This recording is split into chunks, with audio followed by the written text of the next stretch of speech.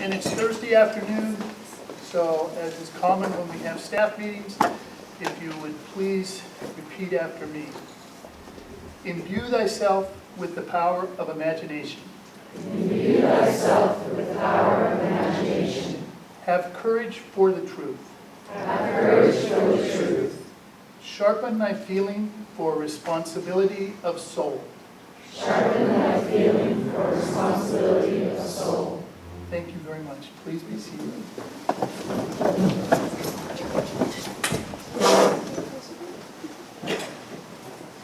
Good evening and welcome to the Portland Village School in the first of a series of parent education evenings that we've planned this year in collaboration with the Parent Association and the Board of Directors. Most of you know me, but for those who don't, my name is Paul Berg and I'm the principal of Portland Village School. Tonight we'll hear from Dr. Sagarin on the theme of our children, our technology, and our future. Next month, November 12th, Lucia Mello, PBS kindergarten teacher with over 20 years experience in Waldorf schools, will be the featured speaker on the topic of Waldorf education. So that's next month, November 12th, here, free. And on January 14th, I'll present on the topic of the developmental realities of middle school children and what the implications are for educators and for parents. So November 12th and January 14th will be other episodes in our effort to bring parent education to PBS. So we hope you will attend.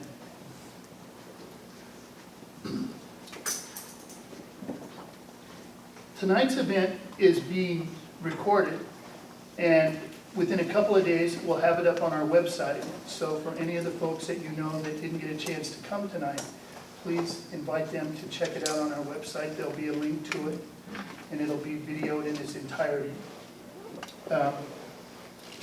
Second, for those of you that have never been here before, if the building catches fire, we're either going out that door over there, or that door there, or that door there. And you can take your pick. Next, if you have a cell phone, please turn it off.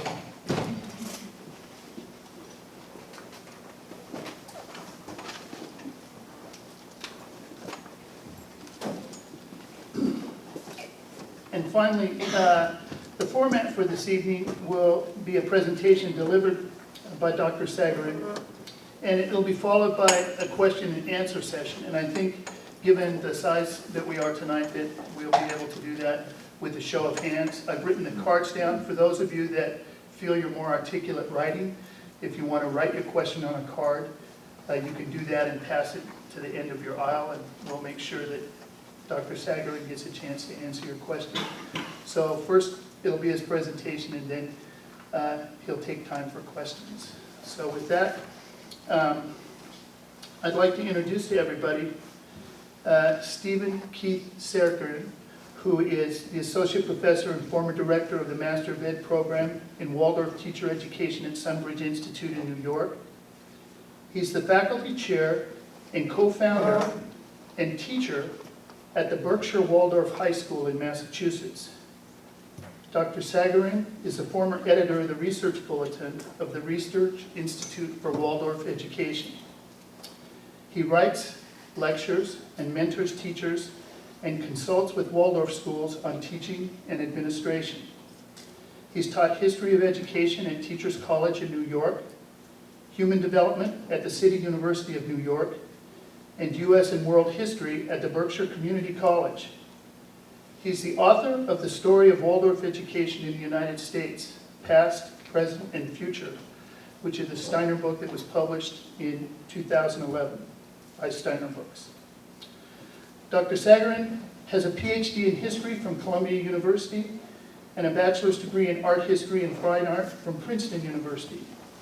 He's a member of the board of directors of Steiner Books and the Waldorf Schools Fund. He's been a Waldorf teacher for most of his career including 12 years at the Waldorf High School of Garden City, New York, the high school from which he graduated. His blog is called What is Education? And you can find his blog at sagarin.blogspot.com. And I'll send that out to the PBS folks as a reminder. If you want to start blogging with him, you can go ahead. So with that, please join me in welcoming Dr. Stephen Sagarin.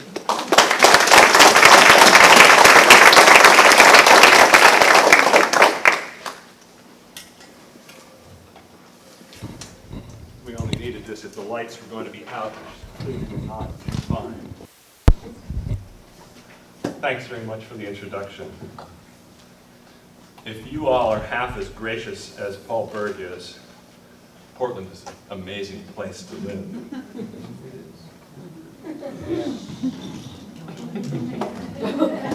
Most of the world now only knows about Portland through the television show Portlandia, you know.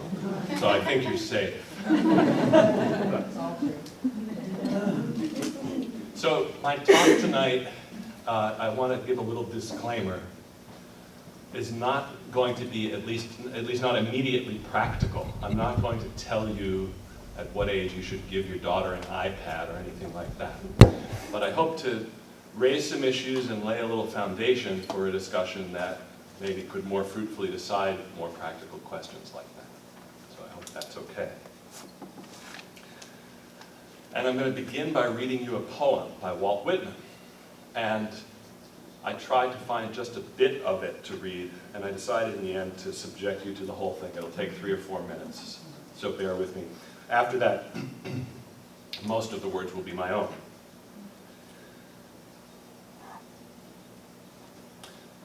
This was published posthumously in 1900, the last year of the 19th century. So, human power and animal power existed. Wind and water power existed. Coal, oil, and steam power existed. The world was just beginning to be electrified, but nothing digital or electronic yet existed. So that's the world in which this poem takes place. Since one of our themes is technology, I just wanted to say where we are. There was a child went forth every day. I have to back up for a second. As I read this, picture a child of today interacting with contemporary technology, right? However you picture that. There was a child went forth every day. And the first object he looked upon, that object he became. And that object became part of him for the day, or a certain part of the day, or for many years, or stretching cycles of years.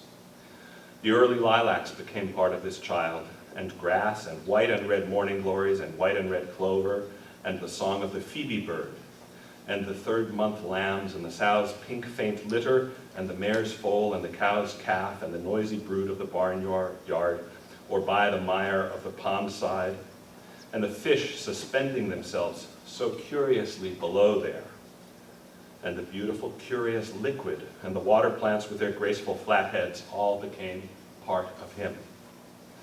The field sprouts of 4th month and 5th month became part of him, wintergrain sprouts and those of the light yellow corn, and the esculent roots of the garden, and the apple trees covered with blossoms, and the fruit afterward, and woodberries, and the commonest weeds by the road. And the old drunkard, staggering home from the outhouse of the tavern, whence he had lately risen.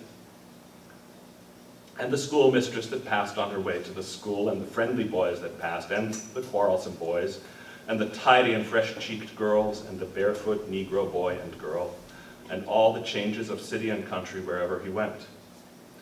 His own parents, he that had fathered him, and she that had conceived him in her womb and birthed him, they gave this child more of themselves than that. They gave him afterward every day. They became part of him. The mother at home, quietly placing the dishes on the supper table, the mother with mild words, clean her cap and gown, a wholesome odor falling off her person and clothes as she walks by. The father, strong, self-sufficient, manly, mean, angered, unjust. The blow, the quick, loud word, the tight bargain, the crafty lure, the family usages, the language, the company, the furniture, the yearning and swelling heart. Affection that will not be gainsayed, the sense of what is real, the thought if, after all, it should prove unreal. The doubts of daytime and the doubts of nighttime, the curious whether and how, whether that which appears so is so, or is it all flashes and specks? Men and women crowding fast in the streets, if they are not flashes and specks, what are they?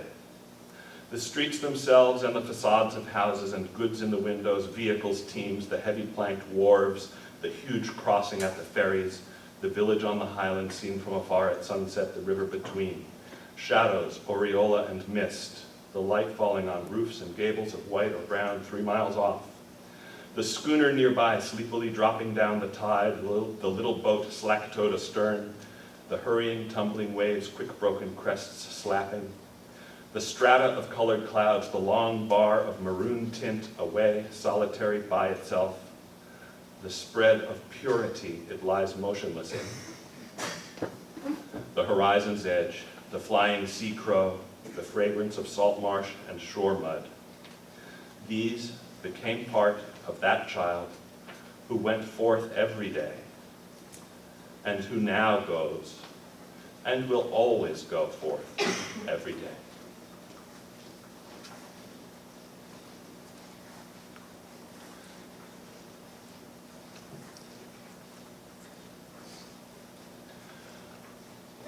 I've spent my life in Waldorf schools. I'm very familiar with the jargon of Waldorf schools, and I'm going to try not to get any of it on you tonight. I'm less familiar with the jargon of technology, and I'm also going to try not to use that either, and just to speak as plainly as I can. I want to speak first about children, then about technology, and then a little detour into history, because I really have become a historian later in my life, and then finally about education in the future. We live in a world that asks children to grow up too quickly. It sexualizes them at far too young an age. It tries to turn them into consumers before they really have any choice in the matter. They're urged to grow up way too fast. And then, as soon as they reach late puberty or early adolescence, we live in a world that, like a black belt in judo, flips them and asks them never to grow up again. Remain forever in the adolescent state at which Nike and McDonald's and Coca-Cola and Apple and Microsoft would love them and you to remain. Able to be consumers, but not to have the forebrain development and executive function that allows you to think that really, in the end, one toothpaste is probably just as good as another, right? That makes the challenge, especially in the most adolescent nation that has ever existed, the United States of America, makes the challenge of raising children and teaching children profound.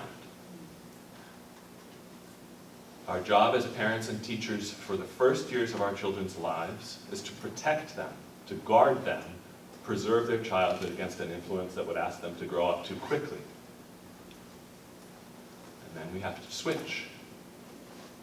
And we have to help them and cajole them and urge them and teach them and mentor them so that they can grow and mature beyond their own adolescence.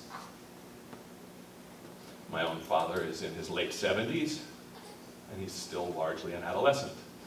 And I love him dearly, but I'm telling you the truth. I wish he had had a better education when he was growing up, or perhaps better parenting, although I love my grandparents too. Between this period of guarding or protecting and the period of liberating, there's an obvious transition. And I'm going to say that roughly speaking, that transition occurs between about the ages of 12 and 16, 12 and 18, or what in the world of schools we would call middle school and high school, right?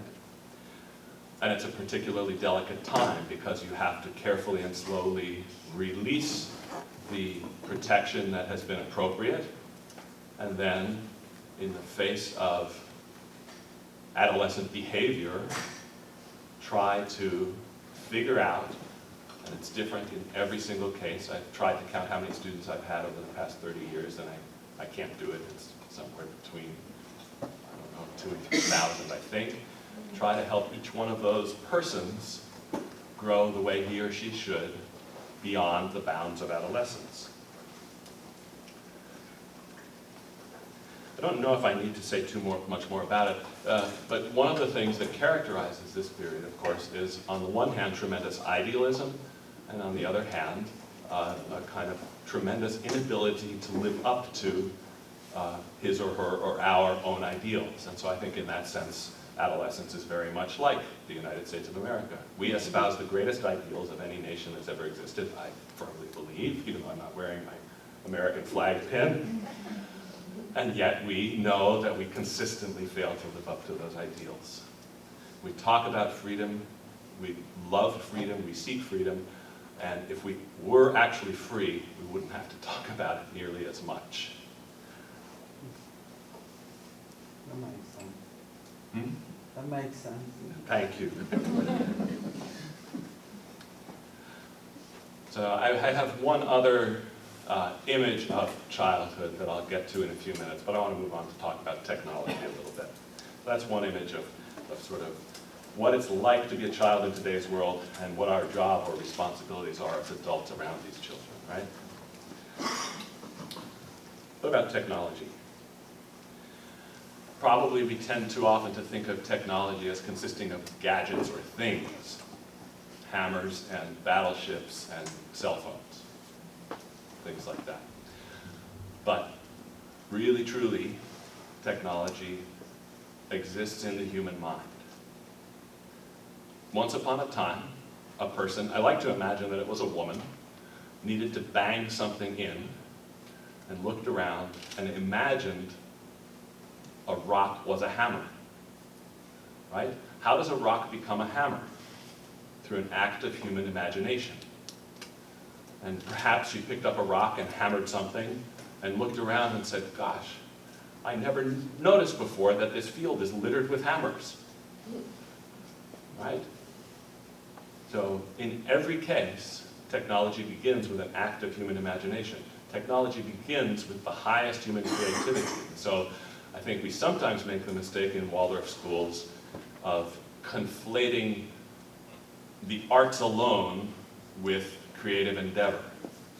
And of course, I believe that that's false, that you're leaving out at least half the picture, and in the modern world, an extraordinarily important half the picture, which is to say the creativity inherent in science and technology, right? Which are, if not more important, certainly more valued in the world today. So technology begins in the human mind. It also, as we know, brings tremendous power and control with it. So you could say that's why technology exists. That differentiates it from the creative power of art. Art does not bring power and control with it. Propaganda does, but that's not true art. But technology, in bringing power and control to us, also challenges us and changes us and robs us blind. And I want to say a little bit more about that. And when I say that, I really mean all technology and not just handguns and video games. There are sort of certain corners of our technological enterprise that it's easy to get angry with or to get upset with. But I really want to talk about all technology, from the first stone hammer up to my lovely little cell phone that I love. Right? Joseph Weizenbaum, who was a computer scientist at MIT, who was one of the first fathers, or well, one of the fathers of artificial intelligence research, who grew critical of his own work later in his life when he saw the directions in which artificial intelligence was being used, told us that all technology is educational, not just the stuff that's marketed to you as educational technology. All technology is educational. If, in a very broad sense, education is the transmission of culture, technology is a large and, in fact, increasingly important part of our culture. And so all technology participates in our culture. It informs how we are to act, how we are to think, what we are to believe. To quote Weizenbaum, he says, "Tools shape our imaginative reconstruction of reality and therefore instruct us about our own identity. Once you've used a stone as a hammer, there's no going back to a world without hammers."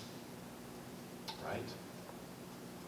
And once you pick up a stone to use as a hammer, you do have ethical and moral choices about how to do that, but it has already constrained your behavior as a human being. Right? I'm going to move ahead very far in history, away from the hammer, which is actually, its origins are lost to us, and talk about the clock. I teach a course for 9th and 10th graders that I invented called History of Technology, because I think it's so critical to address some of the questions that I'm going to raise tonight. The clock was invented in late medieval times in the 1200s or 1300s. It's called a clock from the French word cloche, which means bell. And at first a clock was simply a machine, a gravity-driven machine that rang a bell. It rang a bell several times a day to call monks to prayer. Previously, some poor monk had to stay up all night and figure out when the right time was to ring the bell. And if he fell asleep, then, well, you'd miss your prayers, I suppose. Right? Or if the primitive timekeeping device that wasn't really a clock failed, if the candle went out or the water clock dried up, or who knows what they were using, I'm not really sure. It wasn't a very efficient or good system. And so it was, in fact, a monk. And just remember that to us, monks seem quaint and old-fashioned, but in the Middle Ages, monks were it. Monks were the cutting-edge human beings. They were the astronauts of their time, right? They were keeping civilization alive. They were meditating and praying. They were developing obedience and self-control that the people around them lacked. They were developing, you could say, modern consciousness. And part of doing that was inventing the clock. The first clocks had no faces. They had no hands, because they were simply mechanical bell ringers. Right? Very quickly, they obtained faces, sometimes with 6 hours, sometimes with 12, sometimes with 24. There was no standardization of the clock face. Why are clocks interesting technologically? All tools prior to the clock, you could say, are prosthetic. They extend human power and human senses in the world. A hammer is like a fist, only better, right? A plow is like, I don't know, digging in the soil with your hands, only better. Right? So for thousands of years, all tools, all technology was simply an extension of human power in the world. Soon we figured out how to attach animals and make it even more powerful. I'm going to talk about all that in a moment. The clock is what we would call the first autonomous machine. It's the first machine that works without human power attached to it. Once you wind it up and let it go, it keeps doing its job. It's independent of its human creators. And sadly, it keeps ringing until it winds down, even if everyone in the village has died of the plague.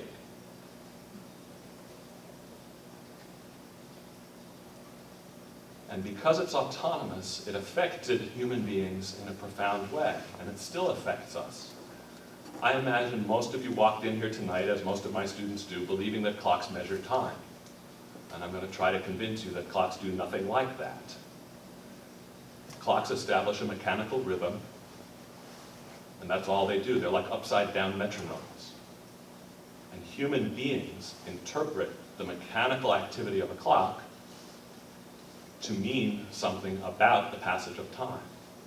Does that make sense? All right, very good. They make capitalism possible.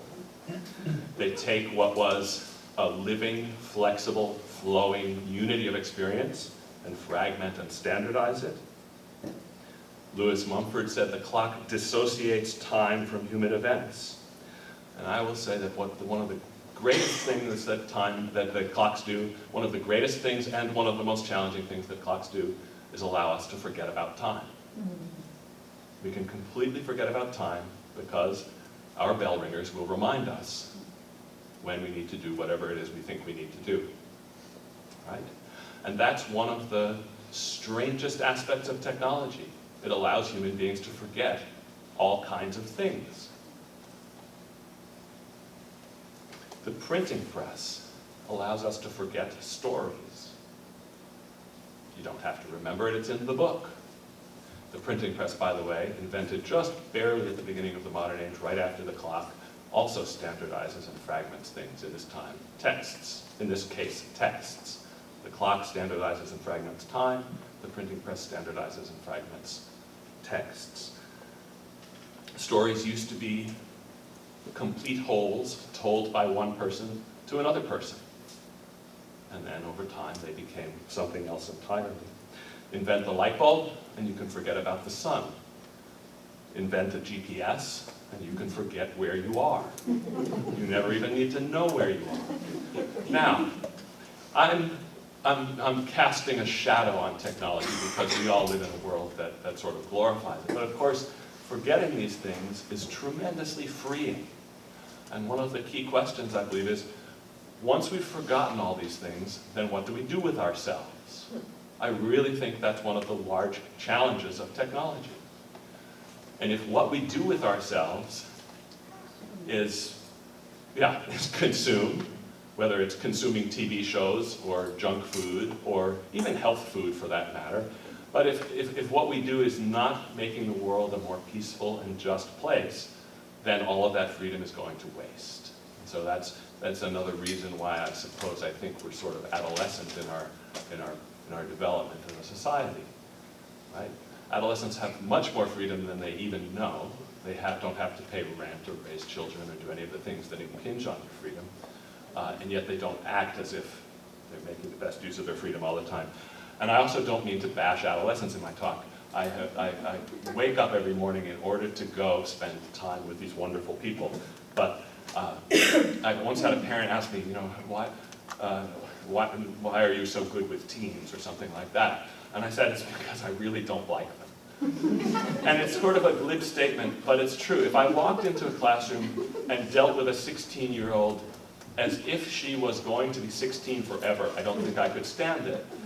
But it's the image of who that person can become, who she will be when she's 35 or 75, that really makes my job an amazing job to have. Going back to what we forget, I'll give you my answer right away, but I'll ask you, what do we forget when we use a computer? Right? The computer is the latest and greatest autonomous machine. Right? The clock and the printing press, you could say, are the first steps toward the computer. It almost seems inevitable now that we have the computer. What do you forget when you have a digital computer? A universal computing machine, right? I think we forget the real world. We forget experience, or we're in danger of forgetting those things. And that's not to deny the possibilities that the computer holds for making the world a better place. But we're talking about a double-edged sword.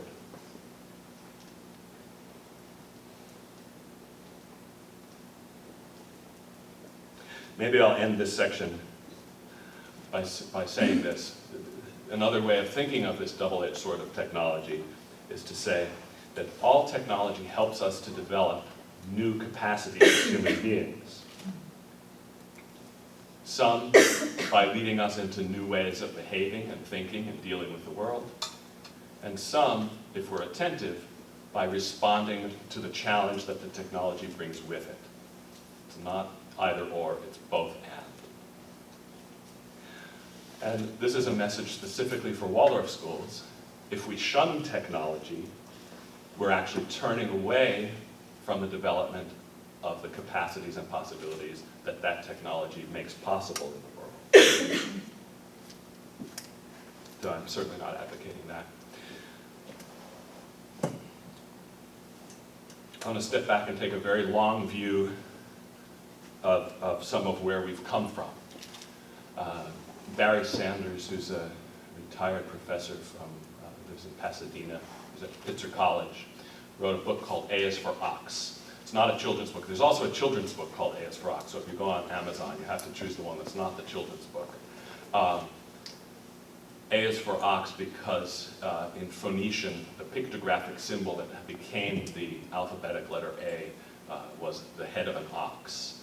So if you think of the two legs that we've now oriented down, if you turn it upside down, you can see the two horns, and then the head is the little triangle, right? And in A is for Ox, Barry Sanders, I think who's trained as a medieval historian, tells us in beautiful detail how the world moved from millennia of oral tradition to a literate tradition based on pictographs in the Bronze Age, to a literate tradition based on a much more powerful concept, the alphabet. So you take 3,000 or 4,000 or 5,000 pictographic symbols and reduce them to 22 to 26 alphabetic symbols in the Iron Age, to the invention of the printing press, which I've already mentioned briefly, and then really just within not even the past century to what he calls the screen tradition. Not the printed tradition, the literate tradition, the oral tradition, but the screen tradition. And there's a kind of, he doesn't mention this, but there's a kind of corresponding development of technology that I've already referred to. The first machines are prosthetics for human limbs and human senses. And then we quickly figure out how to hook up animals to our inventions to, well, ease our labor and increase their power, right? Because oxen are much more powerful than even than I am. And relatively quickly, we then learn to hook our machines to wind and water power. And from there, we learn to harness coal and steam and petroleum. And then we discover electricity. And then finally, we are able to use electricity to make things digital and electronic. Both of those sort of grand sweeps that I just described contain a real acceleration to go from a period that takes millennia to accomplish to a period that takes a few hundred years to accomplish to a period in which we live now where changes are happening in less than a decade, or certainly over the course of a relatively few decades. In both cases also, tradition of our literacy and the tradition of our technology, everything becomes over time, at least from a modern point of view, increasingly opaque, increasingly mysterious, increasingly hard to understand, or challenging to understand, or requiring an education to understand. And I would say that that's really just our point of view, and that if you somehow could spirit yourself back to the Iron Age when the alphabet was introduced, my guess is that they would have experienced that as opaque and mysterious and challenging, right? It was new to them, whereas to us, of course, it's old hat. And one of the dangers of taking for granted all of these changes over all of these years is that perhaps we forget that our children come into the world illiterate and without the possibility of the use of their own limbs, really.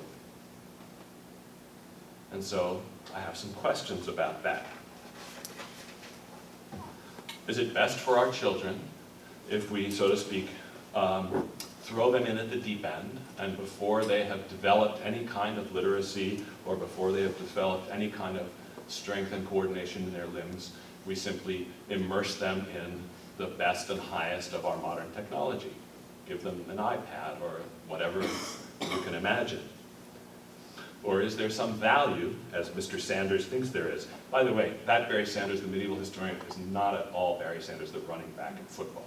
In case anyone was confused. Is there some value in having children recapitulate from their own lack of literacy to their own development as modern people, from their own lack of tool using to their development as modern people, these developments? In a way, it's strange that we even have to ask this question. Maybe we don't have to ask it. In a Waldorf school, perhaps least of all, do we have to ask it. And yet I want to raise it. Because even when we decide that the answer is yes, there's great value in taking children from where they come to us to where they need to be, not only in saying, yeah, they have to recapitulate these changes over time, but then figuring out how to do this. What's the right timing? What's the right sequence? What's the right education? How are we going to do this? And how are we going to do this in schools of hundreds and classrooms of dozens when parents and teachers can't agree and everybody knows that, you know, Jane's mother lets her go on the internet at home when nobody else in the class does, and so on. It's thorny, right? But at least if we can sort of agree on a basic understanding of what the technology is actually challenging us, how it's actually challenging us, and not just accept the marketer's word for it, I think we might be able to deal with the question a little better. So we better find out what Rudolf Steiner has to tell us about some of these questions.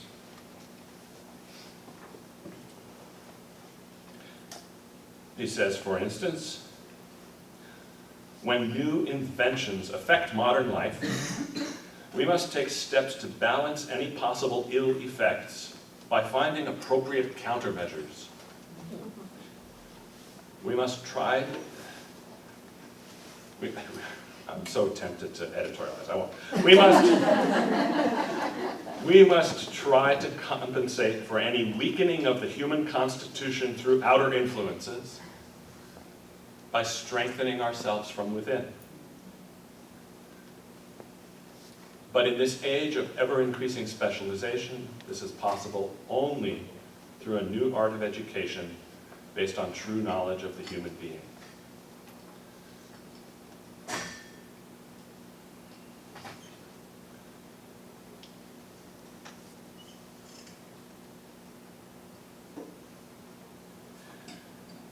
I'm going to change what I have on in my little flow chart here and come back to something. So I'm going to talk about that quotation a little bit before I move on to another one.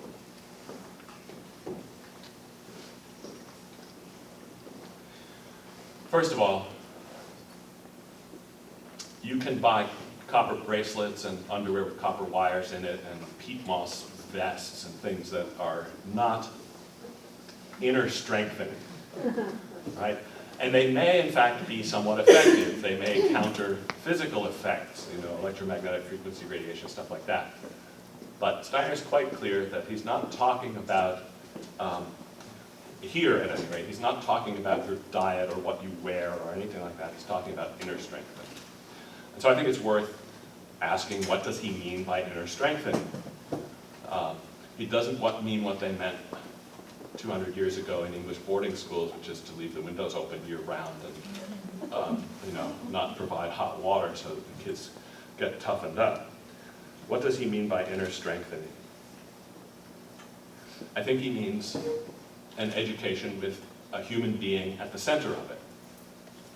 And everything I have to say, I think, applies to Waldorf education or in Waldorf schools. But I want to be really clear that it also applies potentially to anybody who teaches anyone, anywhere. And Steiner was clear about that, and I want to be clear about it as well. Steiner was not about, this is totally off topic, but I moved to say it. Steiner's intention was not to create alternative schools or a group of schools separate from, you know, conventional or mainstream schools. His goal was to transform education, to educate modern people in the modern world modernly so that they could deal with the question we're dealing with tonight and a host of others. and grow as complete human beings, or as nearly complete as a human being can be in the modern world. And in fact, I think that, I know that it's been challenging in the world for Waldorf schools to start as part of the charter school movement. I think private Waldorf schools, at least in the 90s, made that more difficult than it needed to be. And if I could represent them, I would say, I'm sorry. Although I don't feel I have anything to apologize for, because I've always felt that anybody who's willing to deal with Steiner's difficult work and the sort of the lack of public acclaim that you get for involving yourself with it, and the low pay and all of that, anybody who tries to bring this work into the world deserves nothing but applause and support, even if I completely disagree with the way they're doing it. If I believe in my freedom, I have to give them theirs, right? And the world will be a better place if we do a little more of that. Anyway, an education with a human being at the center, a complete human being. In elementary schools, we're very fond of saying head, heart, and hands. But I think at this point, almost all independent schools say head, heart, and hands, and probably a lot of public schools too. I had a wonderful, amazing, brief period where I was a middle school teacher. Just when I thought I was going to become a university professor, I got a phone, literally answered the phone, and teachers taking a leave of absence, can you teach 7th grade, end of 6th into 7th grade, and teach them all the way through? And of course, I thought about it for about 20 seconds, and I said yes. And at the school I was teaching at that time, the students said a verse with their teacher at the end of the day. I hadn't done any of that at the schools I'd been at previously. And it was up to the teacher to find the verse and decide what it was. I'm very pleased that you opened tonight with a verse. I think a lot of private Waldorf schools don't do that, and maybe they should. So I decided that in my arrogance, I wouldn't take anything from Steiner. I would write my own damn verse. So I'll share it with you because, for 2 years, at the end of every school day, this is what my 7th and 8th graders said with me, and it's one of my attempts to express, at least on a middle school level, what we might mean by an education with a human being at the center of it. Here it goes. It's very brief. Clear thinking, strong feeling, and hard work bring me to the world and the world to me. There you go. Not copyrighted. This head, heart, hands concept can be expanded more profoundly, I think. When Steiner looked at the future, he said the danger is mechanization of the mind or spirit. I have to take another little time out. The German word Geist, which is translated as spirit, also means mind. It is not a particularly mystical word in German, but in Anglo-American history, it has become much more woo-woo than it really deserves or needs to be, to the point where I think it's actually unhelpful. It often kind of creates a wedge between people who would love to talk about mind and don't really want to talk about spirit in the sense that many of us mean it most of the time. Mechanization of the mind or spirit, vegetization of the soul or the life of feelings and emotions. And so even if you're not comfortable with the word soul, although people are increasingly comfortable with it, I think we all can acknowledge our life of feelings or emotions, or as psychologists would call it, our affect. And animalization of the body, mechanization of the mind, vegetization of the soul or feelings, and animalization of the body. What does technology make possible? All of these. All of these. The challenge of technology is to embrace the beautiful, powerful, life-giving possibilities that technology brings with it without falling into its trap or its challenge. How do you do that? You teach human beings, as well as you possibly can, to be ethical or moral, to be creative, and to be free. And I wrestled with these ideas for quite a while. I had a sense or a hunch that they were connected, the ethical, the creative, and the free. but I couldn't quite put it into words. And fortunately, one of the more brilliant men of the 20th century, a developmental psychologist named Howard Gruber, was able to do it. He writes, "Our conceptions of creativity and morality are intertwined in a number of ways." Gruber is one of the central figures in the 20th century in the study of creativity. His book, Darwin on Man, which is a case study of Darwin as a creative human being, was named one of the 100 most influential science books of the 20th century by Scientific American. He spent his life trying to figure out what it means to be, not what it means to be creative, but how a human life is lived creatively, right? Not you have a moment of inspiration and you throw some paint on a canvas, but you have an apprenticeship, you work hard for decades, you develop a community of support around you, you are interested in all kinds of things that have nothing to do with your central question, you have an insight, and then you work for months and years without any hope of necessarily having success and bringing it into the world, and then finally you do, right? The real life process of creativity. He writes, "Our conceptions of creativity and morality," well, Gruber was also very moral. Gruber was one of the first signers of the petition that scientists made to the US government not to develop nuclear weapons, once they developed them to disarm. And initially, I don't think Gruber was quite old enough for this, but not to drop them, and not to use them against other human beings. Our conceptions of creativity and morality are intertwined in a number of ways. At once we see that the indispensable middle term between creativity and morality is freedom. We can hardly speak of a moral act if the actor has no choice. Creative work also requires inner freedom. Creative work must be in some ways kindred to the world, if not the world as it is, then the world as it will or might be. It flows out of that world and it flows back into it. Thus, the creative person, to carry out the responsibility to self, the responsibility for inner integrity, must also in some way be responsive to the world. So this question of the responsibility for inner integrity, Weizenbaum has just told us that all technology calls inner integrity into question. It doesn't demolish it. Only we can demolish our own inner integrity. All technology does is challenge us to develop inner integrity in the face of it. Steiner calls it inner strengthening. Right? So, beautiful, beautiful paragraph from Howard Gruber. Could have been written by Rudolf Steiner, but even Steiner didn't write that one. Right?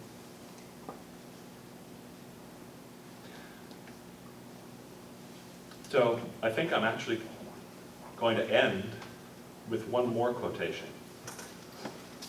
And this one from Joseph Weizenbaum. Something to send you off into the Q&A with. As I mentioned before, Weizenbaum was an early pioneer of artificial intelligence. He developed a tiny computer program. It was massive in his day in the 50s and 60s. It's 59 kilobytes. In other words, it's the size of many Word documents today. It was called ELIZA, or Eliza Doolittle, right, in Pygmalion, or the musical based on Pygmalion. Anyway, and it was an early attempt to use computer language to mimic the language of a psychotherapist. And so you'd turn the computer on and it would say, how are you today? You'd say, I'm not feeling so well. And it would say, can you tell me more about that? You'd say, well, I had a fight with my mother this morning. And it would say, tell me more about your mother. And went on and on like this. Weizenbaum knew that this was about as blunt a use of computer programming as you could possibly have. It was a first step at something that has become much more sophisticated, although no more intelligent over the last decades.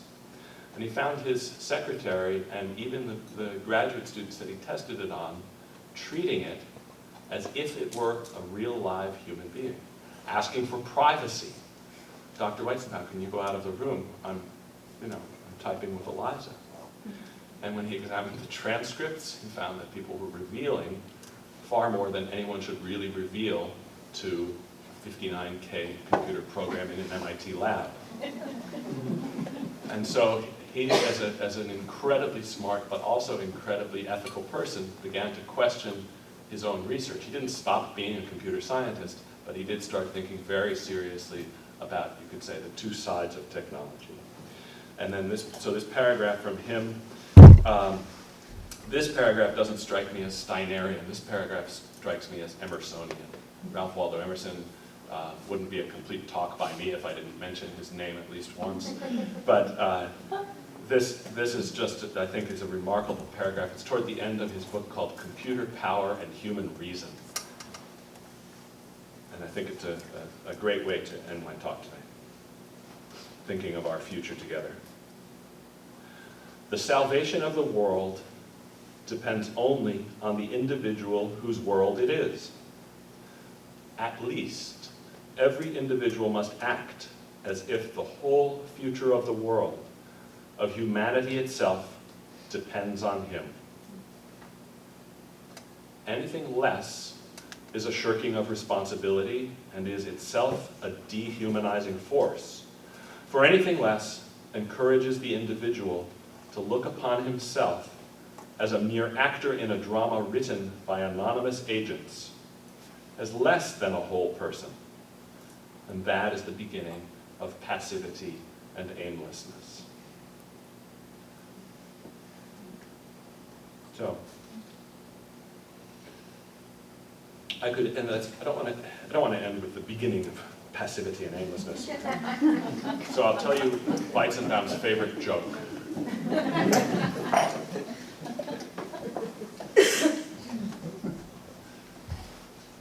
A policeman finds a drunkard stumbling around on the sidewalk underneath a lamppost. He says, "Sir, what are you doing?" And the drunkard says, "I'm looking for my car keys. I've lost my car keys." And the policeman says, "Where did you lose them?" And the drunkard waves off into the dark and says, "Back there over by the bar." And the policeman says, "Why are you looking here?" And of course the drunk says, "The light is better."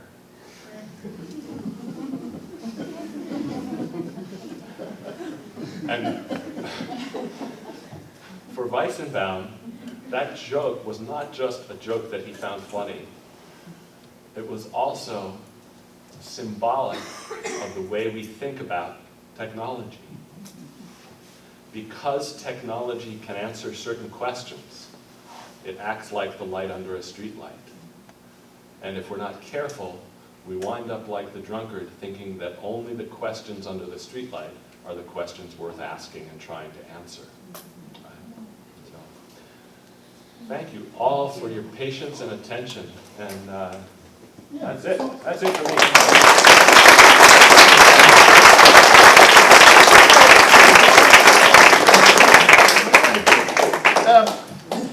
I just, before we start taking some questions, I just want to say what it's like for somebody who's got a full-time day job, working in a school. He flew across country last night. We got him home to bed. After a full day of school. After, and we got him home at about 2:30 his time. Yep. And I let him sleep in a little bit this morning, but since about noon, I've had him on the go, and he's getting up at 6 o'clock tomorrow morning to drive down to Eugene to do a presentation in our conference there. And at the end of the day down in Eugene, we're going to drive him back, and then Saturday morning, he's going to fly back across country to the East Coast. So it's a 4-day whirlwind, but we are so grateful that you've taken the time to come out here.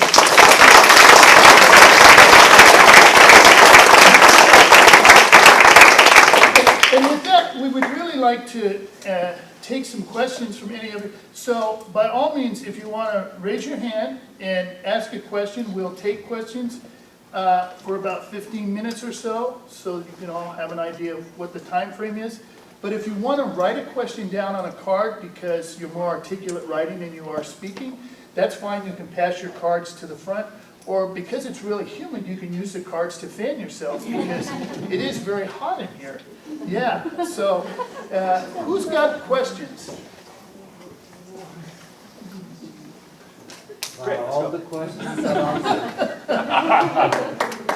Thank you. Yeah, Addie. It's more of a clarification, Yeah, sure. or, there's a lot going on. Yeah. You were talking about the inner strengthening Mhm. and the education with the human at its center. And this is morality you're talking about, education with the human at the center. And creativity and freedom. And creativity and freedom. Right. And so I was thinking about this inner strengthening, because of course I have a 14 and a 16-year-old who both have iPads, and full disclosure. And so the inner strengthening piece, the part that I'm thinking about, I immediately started thinking about nature. Mhm. So can you talk a little Yeah. bit about that? Yeah, absolutely. And- So for the video, should I just restate the question? Yeah. Is that helpful? Yeah, just, Yeah. Yes. So as I understand that, the question is, in the context of the conversation about morality and creativity and freedom, what about nature? Right? And I imagine as a sort of antidote toward the lack of nature in much of our technology, right? Yeah. So I could come back in 2 days, and no, I can't, really, but and we could do a whole talk just on your question. And really, since it sort of came up at the end of my talk tonight, it's just sort of it's the tip of the iceberg in a way, the broadest brushstrokes to consider the question of an education that has the complete human being at the center of it, right? And also, just to be clear, that if you ask Rudolf Steiner about this question of inner strengthening for you all as adults, the answer would be different than the answer is when he's considering the children in his school, right? In other words, the children are growing into the potential for freedom. I mean, we all still are, really. And there's a way in which we as parents and teachers still have, you could call it power over the children, but can have a helpful influence on the children, that once you're grown up, you're lucky if you have somebody in your life who can have a helpful influence on you, but really you're much more on your own, right? And so Steiner's answer there, I think, for inner strengthening would be much more about your own freely chosen contemplative practice, meditation, whatever that might be, right? That doesn't address the question of nature. I think that there are two activities, or two sort of sides of the answer that apply to us as adults and also to us as teachers and parents. One has to do with an engagement with the natural world, and the other has to do with an engagement with, you could say, if I asked you, what is the polar opposite of technology? The answer isn't quite nature. The answer is art. Right? Both are the result of creative human endeavor. I don't have time to talk too much about it, but so you don't have to take my word for it. But the way I conceive it, art and technology are forces that pull us in different directions.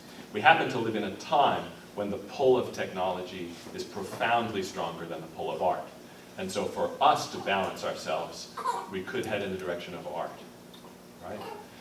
But we could also head, because our technology happens to be a kind of anti-natural technology. If our technology was the hoe and the plow, an engagement with nature might be less necessary, right? But because our particular technology has divorced us or threatens to divorce us from nature, to engage with nature at any level, from early childhood on up, I think is one critical path toward a rehumanization, to the extent that we need that.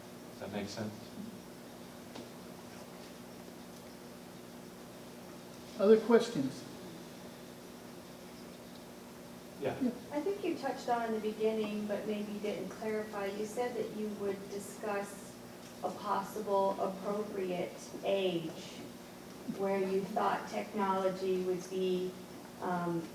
introduced. I thought I said that I wouldn't, but I will. Yeah, so I actually, thank you for asking that question. So the question is, what is a possible appropriate age for the introduction of technology? The answer is, of course, you can introduce a hammer long before you can introduce an iPad in an ideal world.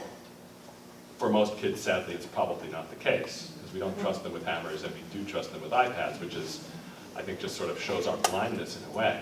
But if we're talking, so let's say that from now on, unless you specify otherwise in our questions and answer, we're going to be talking about iPads, okay? That's what we'll take as the sort of standard of contemporary technology. And everything that they can do, which is also what laptops can do and cell phones and so on.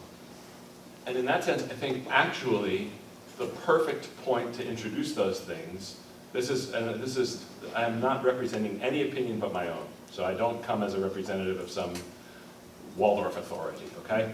But I really think that that when I began by describing that period of guarding and then the period of liberation and the transition between them, I think when you get into that transition period, then it's absolutely appropriate to carefully, considerately introduce technology. That's part of the transition and it's part of the liberation, right? And I can tell you as a high school teacher, the kids are, on the one hand, in danger of becoming completely addicted to it, and on the other hand, they recognize as clearly as we adults, and in some ways even more clearly, the dangers inherent in it. I find it much easier to talk to teenagers about the dangers of digital technology because they live it. I mean, they were born into it, right? Which I certainly was not. And so, we're talking about, at least in my general sense of it, and my general sense has to do with, sort of mostly Northeastern, certainly American modern teenagers, and I'm willing to believe that it's radically different in different communities, that, around age 12 is a good point at which to begin. And I can also just say, as a high school teacher, that in a Waldorf school that tries to do everything as really as consciously and deliberately as we can, and not just to take Steiner's word or somebody else's word for what we do, we expect kids coming in 9th grade to be able to, we talked about this earlier today, format a paper, touch tape at least in a sort of mediocre way, maybe know how to use a spreadsheet a little bit, know at least some rudiments of research online. We have them sign an appropriate use agreement for the internet at our school, and talk to them about that. And so if they have had zero school technology, of course they all have Facebook accounts when they're in 4th grade or something, but if they've had zero school technology through 8th grade at a Waldorf school and then they come into 9th grade, they've got a lot to do over the summer, right? And I don't think, as I said during the talk, I don't think shunning technology, I think that's self-defeating. It keeps our enrollments down, it makes us look like fools, it doesn't serve the kids, it's, what a terrible thing. Yeah. I just have to comment, I have now a 24-year-old and 21-year-old. She just received the highest award in her junior year at Willamette University, and somehow between 14 and 15, they figured out really quickly how to do everything they needed to do since they didn't have anything before 14. Mm-hmm. It was like this, because their capacities, I guess, were so strong. Right. And their ability to balance when they did get it. Yep. And I don't think they're unusual. Right. I just think they were lucky. Yeah. So just for the camera, I'll say that the comment had to do with her own children when they were 14 or 15, getting technology very rapid. And that's true, and whether it's 12, 14, I think there are big changes between those years, but it's roughly the period I'm talking about. And it's true that we all know who lived through it, we know that technology is becoming more intuitive, easier to use. Unfortunately, it's also becoming more invisible, which is another challenge. I didn't talk about that, but the invisibility of technology is a challenge, right? There are plenty of other challenges. Yeah. Yes? At the beginning of your talk, you mentioned Steiner's quote on countermeasures. Yeah. And you seem to have a thought that you want to share about that. The inner strengthening. Yes. Yeah. Yeah, well, I think it's the education with the human being at the center, however we conceive that. And then for adults, I think it's really more about the consciously taking up practices, the sort of daylight practices having to do with art and nature, and then the evening or morning practices having to do with meditation. In a Steiner sense, meditation means, it's hardly a very difficult word to use, that provide inner strengthening. And, you know, yeah, that's that. Yeah. Well, why don't you No. call on people, so Yeah, the glint off my glasses makes it hard for people to tell who I'm calling yeah. on. When you were sort of discussing the analogy of the joke about the drunkard under the lamppost, I'm just wondering if maybe you have some ideas on, like, so what are the questions that we're not really, you know, you said that maybe with technology, we're only focused on certain questions under the lamppost. I'm just wondering if you Yeah, sure. want to So- talk about the ones that are in the dark that Yeah. we're not. So the question is about the questions that are not, that the technology doesn't cast light on. To give a short answer to that question is challenging, but over the past 400 or 500 years, really began as the scientific revolution, and now we're really less in a scientific revolution and more in a technological revolution. Right? You could say the pace of scientific discovery has slowed, but the pace of technological innovation has increased.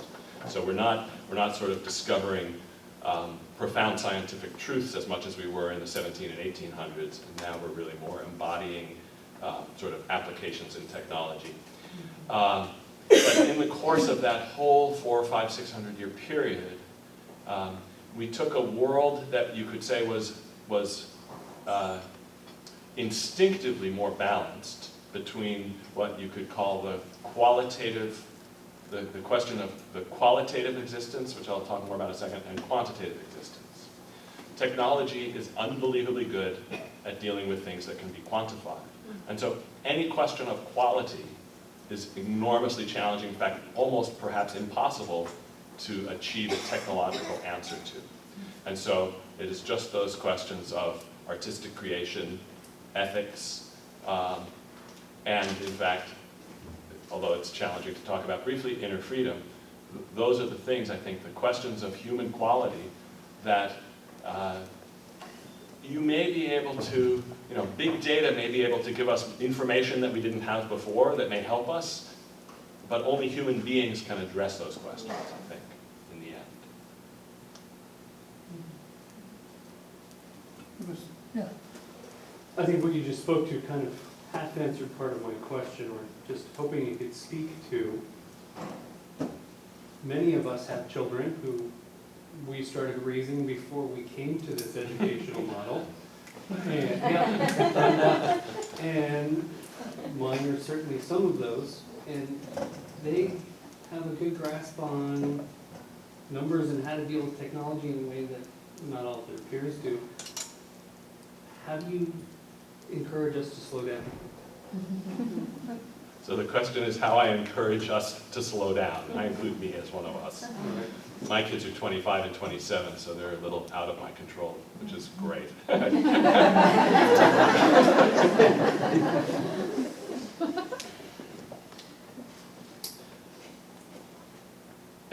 mean, it really is. I think you're asking, I believe you're asking a question that every parent on earth at this present moment must have.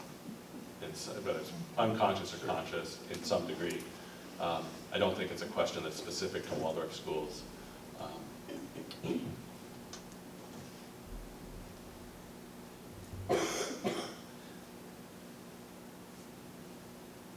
I don't know that I can answer this question any better than any of you can. Right? So I'll just say a few words, and then that'll be my answer.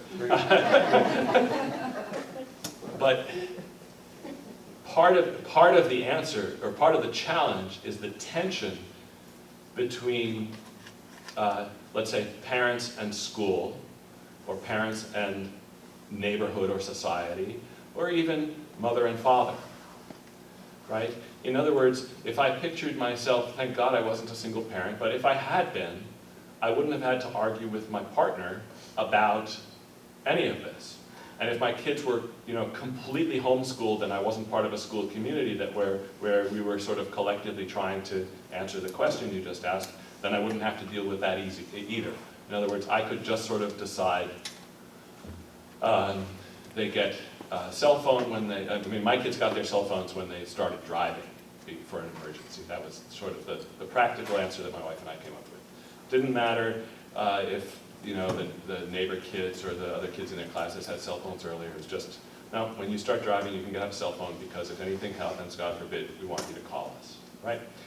And I think, it's the same for principals of schools. We were talking about this just before, over some afternoon coffee.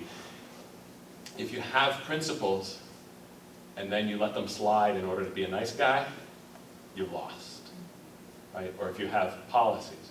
And so I encourage us all to make decisions as a school community, as a family, whatever it might be, make them on the best information that you have, the most considered information, the most considerate conversations that you have, and then stick to them. And don't let those rotten kids talk you out of it. Now, having said that, my wife asked me once, this was the dagger between the ribs. How come you're so good with other people's children?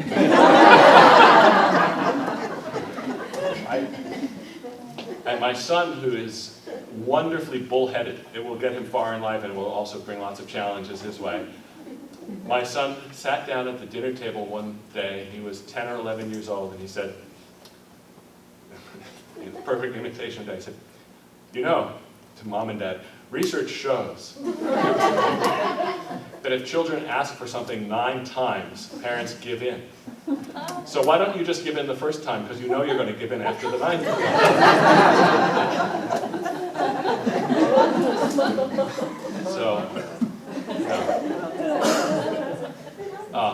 So I'll just add, I'm not in favor of school communities that have parents on, like media policy contracts or make it into a kind of legalistic thing or anything like that.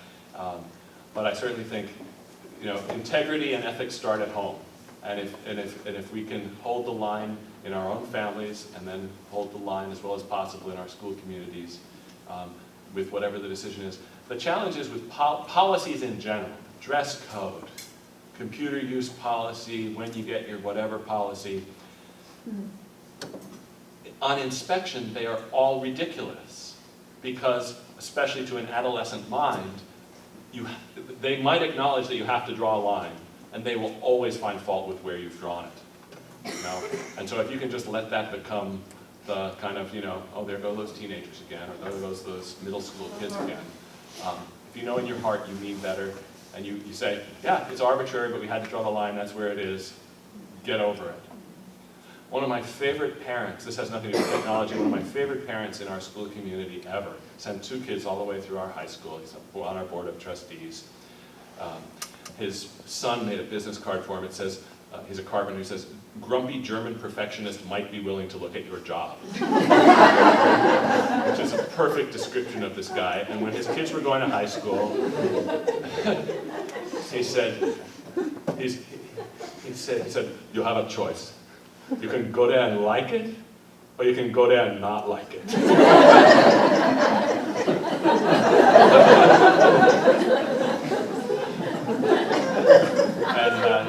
So honestly, for 9th and 10th grade, they pretty much didn't like it, and then for 11th and 12th grade, they loved it, and now they're some of our most loyal alumni. Yes? So I work with little ones, 3, 4, 5-year-olds, and some exposed to media, some not. I'm talking about videos, basically. Yeah. And maybe some iPad games. And in my program, I haven't adopted policy on that coming into the school environment as far as how they talk and how they play. And I feel like on one hand, I see the need for children who are exposed to these images to play them out. And on the other side, I see these children who aren't exposed not needing to hear about it. And also these are not original thoughts, this is not imaginative play, we're reenacting something we've seen. And I feel torn in that. Yeah. I'm trying to think how to briefly restate your question for the camera. No, I think I understand the question. So you're an early childhood teacher, you have some kids who bring their exposure to media into the classroom and others who don't have that, and yet everybody's sort of affected by it, and how do you deal with that as a teacher? Yes? Right, and then some schools do have a policy, some Sure. preschools that say, no TV talk. That's Mhm. actual, like, Right. and I don't But, know. but then, of course, they just go under the mulberry bush and do Yeah. it, right? I mean, what's the easiest way to get it, certainly for teenagers, I don't know about your guys, but for teenagers, the easiest way to get them to read a book is to, to ban it. I mean, I've jokingly said to my kids, you don't want to learn English grammar, well, we should just pass a law that makes it, illegal for you to learn English grammar, and then you all know it in a week.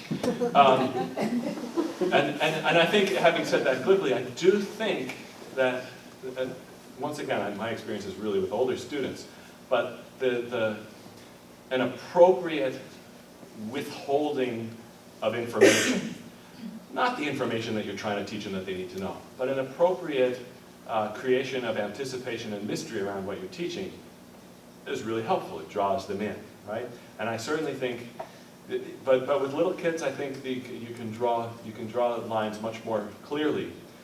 But honestly, I wouldn't demean them. I wouldn't demean their parents. I wouldn't sort of violate our existence as a community because of an ideological adherence to a policy, right? And I think it's you could say it's the nasty half of your job, right? All of us as teachers, I can tell you, if you're not a teacher, you can trust me on this, that half of our job is to teach your kids the things you think we're teaching them, whether it's math or geology or learning to read and write or whatever it might be. And half of it is their growth and development as human beings and all of the stuff that they bring with them from the dinner table or the iPad or whatever it may be.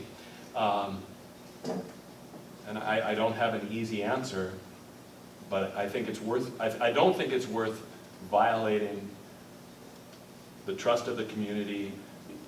It's not worth damaging your relationship with those child. It's not like you can side with the kids who aren't watching TV or movies against the kids who are, right? So it's sort of the area that requires the greatest tact, right, as a teacher.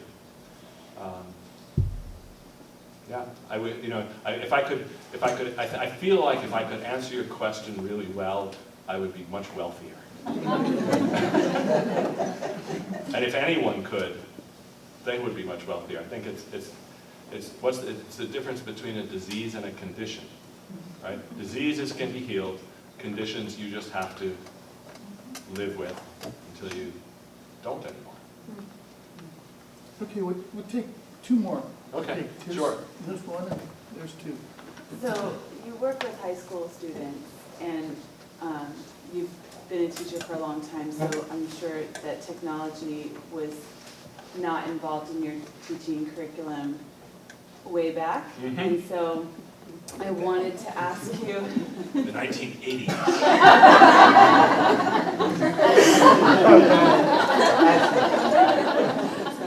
I wanted to ask you, just as a teacher, like how you've seen, if you've seen creativity, the artful mind, if you've seen it slowly disappear within the teenage mind because they're so immersed in technology and everything is given to them like on this tablet, and if you've seen a deterioration in the artist, Yeah. of the child Right. artist. So the question is whether I've seen it over the last 30 years, seen a deterioration in children's artistic abilities or Yeah, creativity.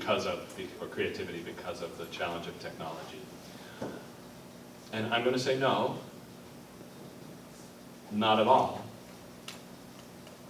My students are tremendously creative, and I allow them to make videos, some of the best creative projects I've had are videos. I had a group of, this was not at a Waldorf school, this was at a therapeutic school for kids whose choice was this school or prison or psych ward. I taught there for 1 semester as an adjunct when I was in graduate school. And I taught them Western Civ, and I told them about Plato's allegory of the cave, how we're all prisoners in a cave, and there's a fire behind us, and we only perceive the shadows of the forms of things and not the true things themselves. And they made a project. They made a video of it. They had a little granite chapel, and they got dressed in bed sheets like ancient Greeks, and they had a basement, and they truly, like, they would interrupt my class to give kids meds and stuff. So they weren't allowed to have chains, so they made paper chains and videoed them in silhouette, so you couldn't tell that they were paper. It was just a shadow silhouette. It was beautiful. One of the most amazing projects I've ever received from any students anywhere. And they were able to use the technology in a very creative way. I would say profoundly creative way. So although my mission tonight really had to do with the challenges of technology, we know that there are also appropriate and amazing uses of technology, and they make things possible that just weren't possible before. I have a comment on that in a minute. That has nothing to do with your question, but I wanted to say that if I had to say what the challenge was, that I think what has deteriorated over the last 30 years and what presents more of a challenge now than it did when I started, I would say it has to do with kids' willpower. They're staying up way too late. They wait till the parents go to sleep, and then oh, you can't have your iPad in your room. Well, when the parents are asleep, then they go get it, right? They're staying up way too late. They are, they are suffering a digital addiction far worse than we as adults do because, well, not because of their brain development, but in concert with their adolescent brain development. And even if they know that, they can't help themselves because in many cases it's an addiction, or it's on the way to becoming an addiction. It's a compulsion. And there may be other things that play into it. But when I started teaching, I started as an art teacher, and I had all my classes, not all, most of my classes were after lunch, and I would have kids who would show up on the dot of the beginning of lunch and work all the way through lunch and then all the way through the art period so that they could get their projects done and do them beautifully and so on. And I would say that hardly exists anymore, right? And what are kids doing? We don't let them have their cell phones during the school day, but when they go off campus at lunch, they can have them back, because God forbid they're off campus for lunch and something happens, they should be able to call, right? And so I would say the sort of the distraction and the use is really, I don't think it's damaged their creativity, but I do feel like it's threatening simply their ability to get stuff done, whether it's homework or artwork or whatever. And so the best thing in the world, in a way, has nothing to do with the school day. It has to do with their summer jobs or other times in their lives when they're called on to perform something for 6 or 8 or 9 or 12 hours where they simply can't have access to that stuff. Carry catering trays up and down stairs or whatever it might be. Or go out in the woods where there's no cell reception. Yeah. Yeah. One more Yeah, question. sure. All right, well, thank you so much for what you've shared thus far, and I'm really appreciating the opportunity to have a lens to look through this and kind of as a way of checking for myself of, is this strengthening? Is this an opportunity to strengthen ourselves or my daughter from within and being able to develop the inner integrity?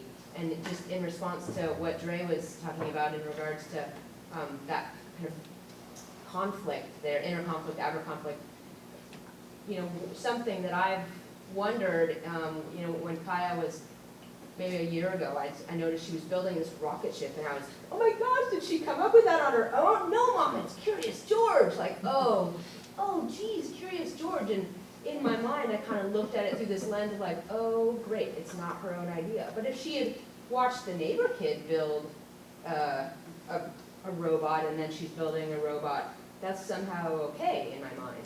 And I feel like, I feel like with this opportunity to ask myself, is this an opportunity or becoming an opportunity to develop inner integrity? Her playing out the building of the rocket ship, or it offers opportunities for us, or or whatever it is. It just feels like there's an extension beyond the technology that that we can make use of, that I appreciate. Yeah. Yeah. I think you're absolutely right. None of this is an all or nothing, right? And so maybe a little footnote to end on. Steiner was German, right? Native German speaker. And the German mode of expression, especially the 19th century German mode of expression, was much more an expression of absolutes, right? So when you, especially if you give a public lecture as a German at the turn of the 20th century, you talk about sort of the ideal best case and the ideal worst case. And you trust your audience to know, because they're part of your culture, that in reality, things are always somewhere in the middle. And that is not an American mode of expression. And I think that Waldorf teachers and anthroposophists over the decades have sort of mistaken Steiner's mode of expression for the truth. And so I have a little paper on my blog called How to Ruin the Soul of the Child. Because I found, there may be more out there, but I found 18 quotations from Rudolf Steiner where he says, if you do this, if you give kids dead concepts, which of course they get through iPads more readily than they get even through teachers, if you give kids dead concepts, you will ruin their souls. And he doesn't just mean for very young kids, he means for all kids, right? And so I've had teachers in my teacher training program say, well, how do you teach a concept, right? Because they sort of live in fear of teaching one dead concept. We don't have to go into what a dead concept is tonight, and curdling the soul of the child so that it's permanently disfigured, unable to go on. But of course it has to do with the mode of expression, and as an American, we tend to start from, not from a position of absolutes, but from a position of, we try to find a point of agreement and move out from there. There's a book by a man named Metzger that talks about this in more academic detail than I can bring to you tonight. And so we want to sort of bring everyone along with us, which Steiner, he was doing it in his German way for a German audience. But so we would say, well, on the whole, when you teach concepts, you really should try to make them living concepts rather than dead concepts, because in the end you want your children to be like this rather than like that, right? And so we sort of start in the middle, and we can present both possibilities as directions in which you might move toward the absolutes that Steiner has laid out for us. And of course, in reality, you can't completely destroy the soul of a child. And of course, you also can't completely enhance and allow the perfect, free, ethical, creative development of the soul of a child, right? The world doesn't allow those extremes. And so if we can sort of be more humble and diligent, and trust that tomorrow is another day, do our best today, go home and meditate, reflect on what has happened, so that we don't simply repeat tomorrow what we did today, but we actually try to improve it slightly. Everything's going to be fine. It's also going to be terrible, but it's also going to be fine. But it was terrible back then. People railed against the printing press. People probably railed against the hammer. I do think the pace of change and the type of technology presents more profound challenges. I think we're living closer to sort of technological challenges than we are to other kinds of challenges. But every civilization has its profound challenges. You don't grow without something to challenge you. That's a great place to end. Thank you.